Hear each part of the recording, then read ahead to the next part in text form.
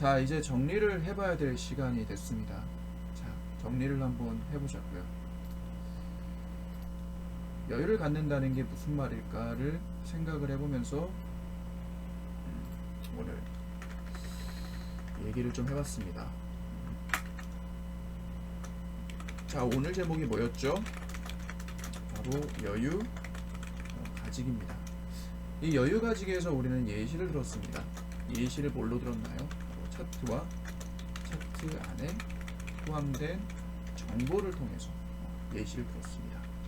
그래서 이 네 가지 중에 우리 네 가지를 찾았어요. 첫 번째는 차트를 얘기했고, 두 번째는 종가를 얘기했고, 세 번째는 주가를 얘기했고, 네 번째는 등락률을 얘기했습니다. 그래서 차트, 종가, 주가, 등락률을 이렇게 얘기했을 때, 예를 들어 내가 이것을 좋게 본다, 좋은 종목이다 라고 하면 그 종목의 그 차트의 모습, 종가의 모습, 주가의 모습, 등락률의 모습을 보고 종목을 어떻게 찾는다? 종목을 일일이 찾게 되었다 라고 봤을 때, 우리는 일일이 찾게 된 이 방법을 첫 번째 방법으로 생각을 해서 굉장히 오랜 시간이 걸렸습니다. 그렇죠? 이렇게 얘기를 했죠. 근데 이렇게 오랜 시간이 걸렸을 때 우리는 기능을 하나 알게 되었습니다. 그리고 그 기능을 이용하게 되었죠. 그래서 굉장히 짧은 시간이 걸렸습니다 라고 제가 얘기를 했습니다. 자, 근데 여기서 끝으로 뭔 얘기를 했냐면 여유와 상관이 있다 라고 했습니다. 여유와 상관이 있다라는 건 좋은 종목을 알고 있는데 그 종목을 분명히 종목을 찾고 싶은데 잘 찾아지지 않아. 시간이 오래 걸리고, 그로 인해 조급함이 생겨서 여유가 사라지고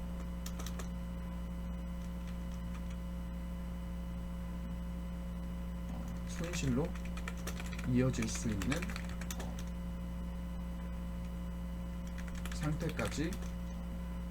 상황까지 생겼다 라고 볼 수 있었죠. 근데 기능을 알고 나니 좋은 종목에 대한 특징을 기억해서 입력하고 검색기로 만드니 종목이 쉽게 찾아지고 시간이 적게 걸리고, 그로 인해 조급함이 사라지고 여유가 생겨서 손실로 잘 이어지지 않는 상황으로 발전했다 라고 볼 수 있는 거죠. 자, 이게 조금 글로 적으니까 잘 이해가 안 되고 어려운 내용처럼 보이지만 우리는 분명히 여유와 상관이 있다라는 얘기를 했습니다. 오늘 제목이 여유 가지기이기 때문에 반드시 내용은 여유와 관련이 있어야 돼요. 그렇지 않으면 도움이 될 수 없는 영상이 되겠죠. 자, 여유와 상관이 있다는 건 이런 내용입니다. 내가 어떤 종목을 알게 됐어요. 근데 내가 이 종목을 좋게 본 거죠. 아, 내가 이런 종목을 매수하면 수익을 낼 수 있구나 라는 걸 알게 되었는데, 이 종목은 찾고 싶은데 잘 찾아지지 않아서 시간이 오래 걸렸던 겁니다. 근데 시간이 오래 걸리고 잘 찾아지지 않으면 사람이 어떨까요? 조급함이 생기죠. 왜냐면 그걸 잘 찾지 않으니까 빨리 찾고 싶으니까. 그렇죠? 빨리 찾고 싶은데 찾지가 않아. 그렇죠? 그럼 어떻게 되죠? 마음의 여유가 사라지게 되죠. 그러면 결국에는 잘못된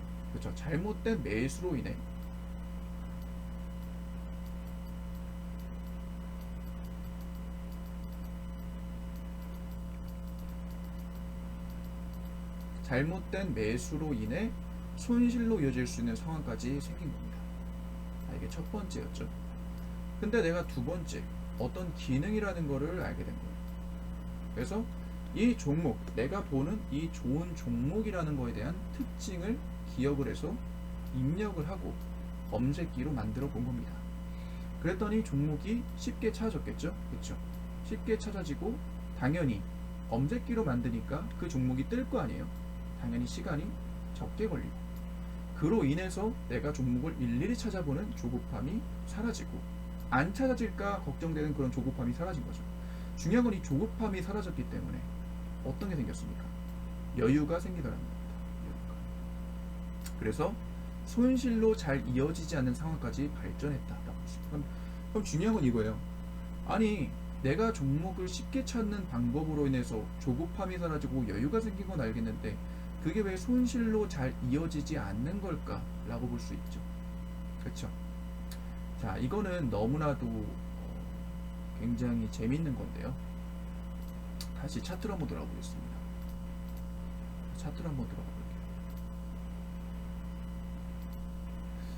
자, 여기에 이렇게 차트가 있다고 봤을 때 이 차트의 모습을 한번 기억을 한번 해보면 이 모습을 갖고 있는 종목을 내가 찾으려고 생각을 했던 거죠.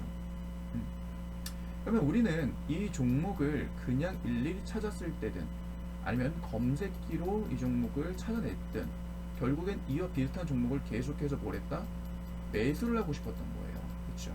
그럼 매수를 하게 되면은 결과물이라는 게 발생하겠죠. 매수를 했을 때 이 종목은 결국에는 수익을 주더라 또는 손실을 주더라라는 걸 확인할 수 있겠죠. 그렇죠? 이 과정을 통해서 내가 이와 비슷한 종목은 수익을 주었구나 손실을 주었구나를 발견했으니까 그냥 모르는 상태에서 이 종목이 어떤 종목이었지? 비슷한 종목은 이런 종목이 있었지 하고 매수해가지고 종목을 봤을 때 그냥 무대뽀로 이게 좋은 종목인가? 이게 정말 나쁜 종목인가? 이게 수익도 나고 손실도 나는 것 같은데 이게 도대체 어떤 거지?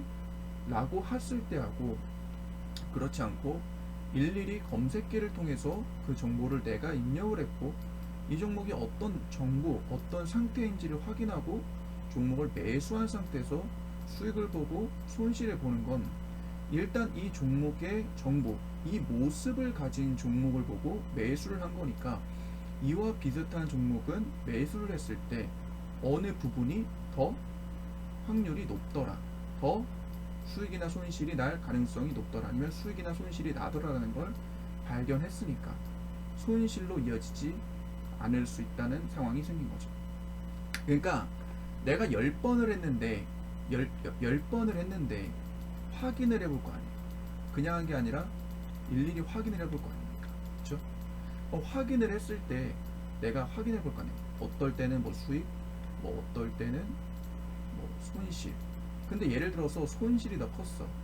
그러면 이 종목은 분명히 내가 찾아봤을 때는 좋은 종목처럼 보였지만 손실로 이어지는 게 더 많았으니까 이와 비슷한 종목은 좋은 종목처럼 보이나 손실이 더 많은 종목이구나 라고 알게 되니까 이와 비슷한 종목을 계속해서 매수하는 행위를 하지 않을 것이라는 거죠. 그래서 지금 그 내용이 바로 이 내용이다라는 거죠. 같은 종목을 계속 매수했을 때 그 종목이 어떤 모습이 생겼는지를 직접 확인함으로써 이 종목은 어떤 이런 뭐 손실이나 수익을 많이 주는 종목이니까 이 종목을 통해서 이 종목은 예를 들어서 이 종목이 지금 손실을 많이 주는 종목이면 이 종목은 손실을 많이 주는 종목이니 이 종목을 계속 매수하게 되면 내가 손실이 계속 생기겠구나.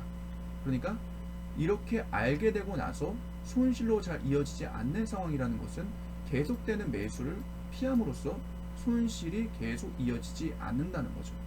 그럼으로써 이렇게 기능을 알고 나서 좋은 종목에 대한 특징을 기억해서 입력하고 검색기로 만드는 것 자체가 우리에게 조급함이 사라지고 여유가 생겨서 손실로 잘 이어지지 않는 상황까지 발전시킬 수 있다는 좋은 장점을 갖고 있다는 내용이었습니다.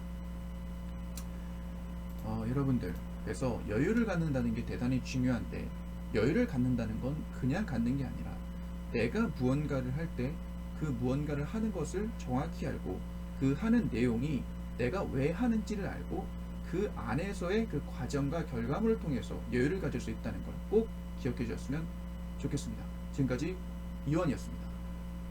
감사합니다.